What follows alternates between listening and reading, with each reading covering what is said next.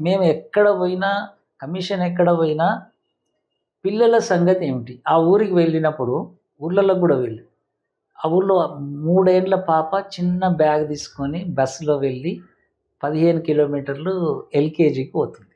హ్మ్. సో, ఆ ఊర్లో ఆ తల్లిని అడిగినాం, "ఎందుకమ్మా ఇంత దూరం పంపుతున్నావు?"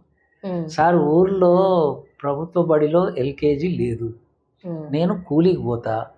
ఈ ఇన్‌స్టిట్యూషన్‌లో పంపితే నాకు అందులో ఎంట్రీనే లేదు. హ్మ్. నేను కూలికి పోయి సాయంత్రం వస్తా. మా పిల్లల్ని చూసుకోవడానికి ఒక సంస్థ ఉంది అనేది నాకు నమ్మకం.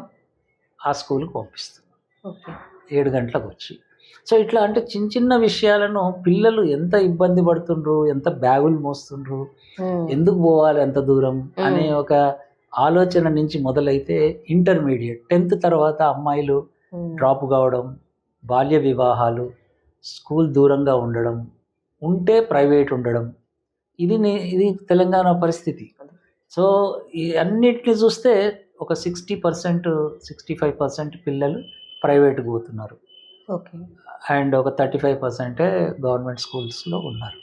ఆ స్కూల్స్‌లో కూడా నాణ్యమైన విద్య అందడం లేదనేది ప్రైవేట్‌లో అందడం లేదు, గవర్నమెంట్‌లో అందడం లేదు. ఇది 3, 4 అంశాలు